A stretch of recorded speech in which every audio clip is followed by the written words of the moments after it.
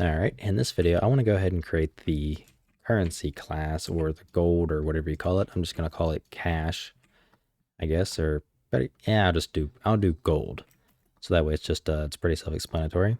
So we're going to go to our inventory shop, actors, and realistically, we could go through and create another one if we wanted to for this, or we could override one. Well, actually, yeah, we're going to. So as you can see, these are overridden from the item class. Because we're going to be using that, we're going to go and do the same thing and create a C++ class derived from item. And let's call this one gold.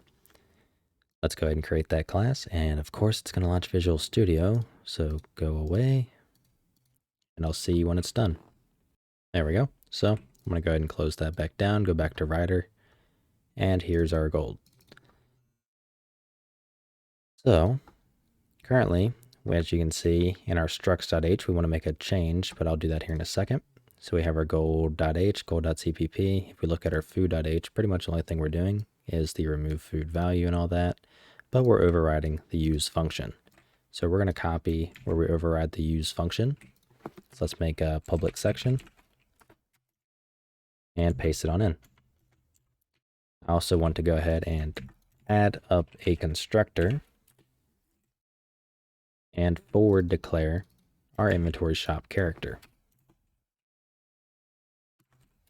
Like so. So this is all that's going to be in our header. So let's go ahead and create the implementation for the constructor as well as the use function. So let's see. I can't really think of anything that I want to do right at this very moment. So I'm just going to go ahead and close down the editor, compile, and set up the material so that it looks obviously like gold. All right, now that we're back in the editor, control space and go find our class for gold, create a blueprint version. Let's add it into blueprints and give the name BP_gold. Let's go ahead and dock it. For the item mesh, we're going to do the exact same thing, just that 1 meter cube. And let's go ahead and open up our food so we can see the scaling and all that. So we have this at 0.3 scale. Let's set that to 0.3. Actually, because it's going to be real small, let's just do 0.2, really distinguish it. And we want to give it a custom material. So if we go to textures, here we have our materials here. I'm just going to Control W to duplicate and give it the name M_gold. So we can open that on up. Change the parameter to a goldish color. I guess kind of like so, even that's a little bit more brown. Close enough. Nope, that looks pretty yellow.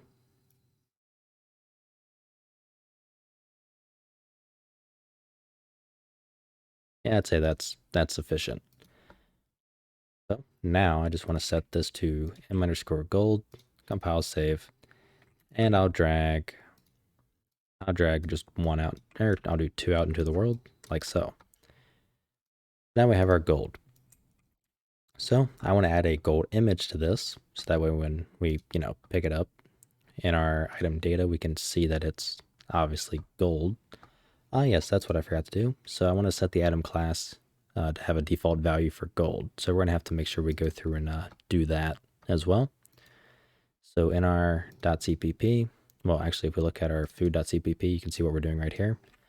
We can copy this line and paste it in our gold.cpp, and that's it. I'm not going to recompile just yet because I want to import some things. So let's go to Google Images and find a bar of gold. So really, I guess any one of these is fine. So I'll just do this one. Or is there one that's complete square? That's really blurry.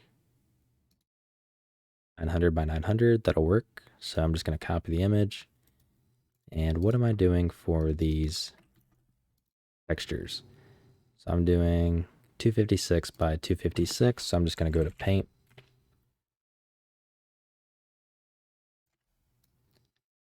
Paste it in. 256.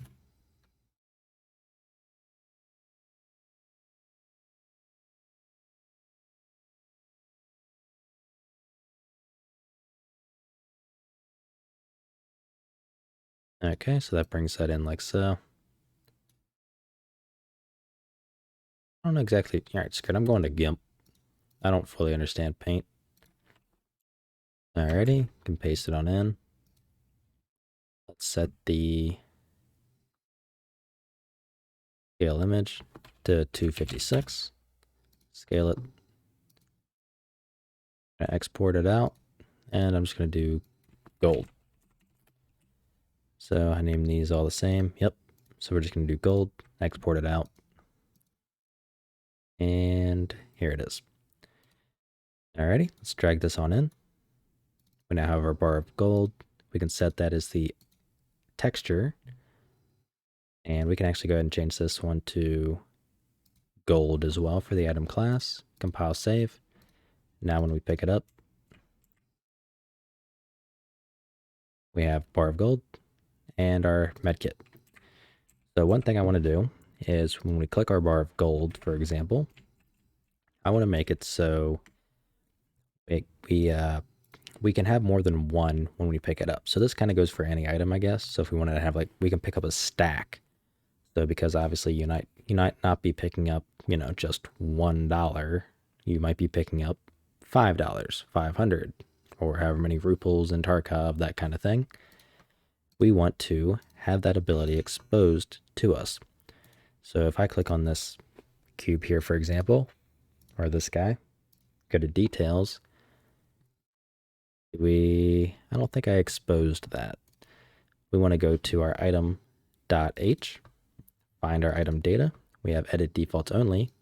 We're going to change this one to edit anywhere. Then we want to go to our structs.h and change the stack count from blueprint read write. We're going to add edit anywhere as well on top of that.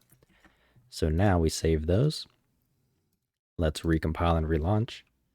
And once we're back, I'm just going to reopen it, make sure it actually set it right. Okay, which it did. If I click on the gold, go to details, I can find item data, and here's the stack count. So I want to make this one, I'll give that one a stack size of 50. So that one, when I pick up that bar of gold, I'll have 50. When I pick up this one, I'll have this one be 100. So let's save all and pick it up. So pick up that one, we have a stack size of 100. Pick up this one, we have a stack size of 101. Did I not change you? Stack size of 50. I wonder if it's just maxing out the size. So what we want to do is try to fix that. So let's go to our widgets, inventory item, and find our stack count. So again, we're going to do a quick test here. We're going to set the image. Let's give that an alpha of 1 where I have the bread loaf. Let's give this, let's say we have for the item stack count, I don't know, we'll do 1,000. So 1777, so it's really long.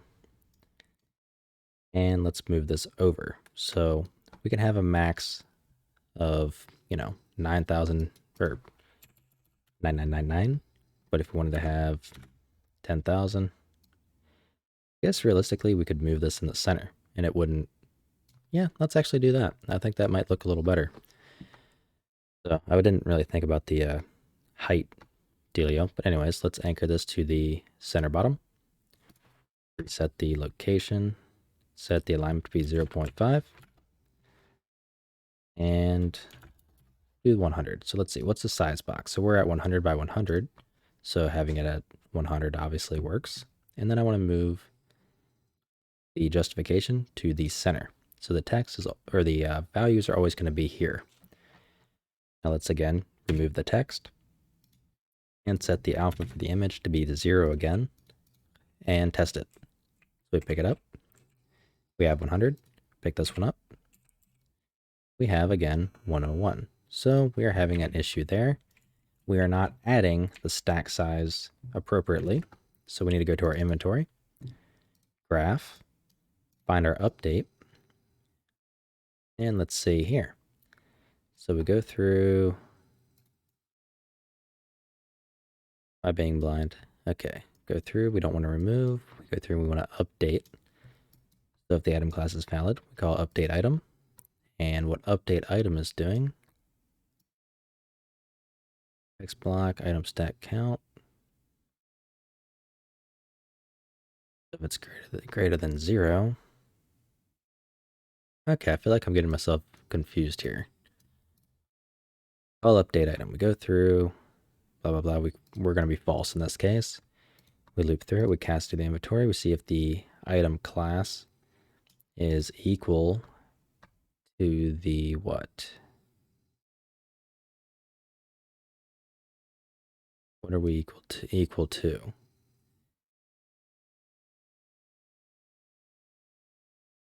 Okay, so we're comparing our current. Okay, I gotcha. So we're comparing our like replicated array to the new one. So if it matches, we call update item. And we pass in new item data. So new item data equals item data. So we want to go back. And where new item data is, what is new item data? So this is this for each loop here, which is our current inventory. So why is it not, oops, wrong one. Why is it only adding 1 to our stack count? Let's check it. So let's go to our inventory character, go to our interact. We might be doing something with it in there because I quite frankly can't fully remember. Call the interface interact. That handles all that. And then, for example, we call interact here. So we add the item to the inventory. Okay, and then all we do is if the item exists, we simply increment the stack count. So that's where we're going wrong.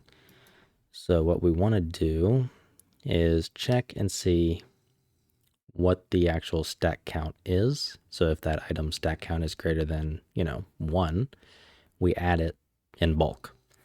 So we're going to do that comparison. So item.stack count, where we increase, we want to do item. So if item data.stack count is greater than 1, what we do is we do item.stack count plus equals item data.stack count. And then otherwise, we will go through and simply add 1 to our stack count that way. So let's Control F11 to do our live coding. And let's see. Pick it up. And pick it up. We have 150. So that fixes that. So we have 50 now. Pick this up. We have 150. That's good. We pick up one of you. We have 1. We pick up another. We have 2. Now we should have a total of 8, which we do, and then 3, which we do. So 1, 2, 3, blah, blah, blah, blah, blah, blah, blah. We can remove these all as needed. So we're going to have to do some things here where we change up how we use gold, because right now gold has no use. However, we are removing it. So we'll have to fix that. So for example, if we look in the graph, event graph, the item clicked, we immediately call use item. Ah, crap. Didn't mean to do that. I'll use item, which by default, when we call use, wait, we're doing that on the character, right? Yeah, we're doing that on the character. So the character we call use item,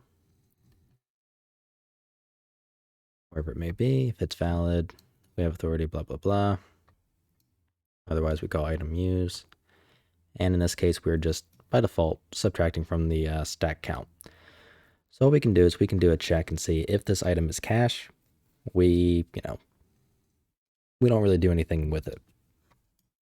So I think it would be probably a good idea to do a check in the inventory item when we construct it to see if the item data is equal to the,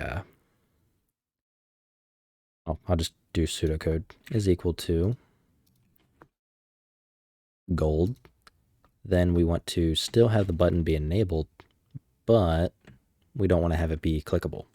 So let's do that real quick and then we should be done. So let's go to enable button where we set everything. And at the very end of before we do enabled, we want to do a check. So let's grab our item data. Check if the item class is equal to gold. Perform a branch. If it is equal to gold, we want to make sure we disable the button. So we could actually do that check right here. That would make more sense. Yeah, let's do that. So let's move these on over. Grab those, plug this back in.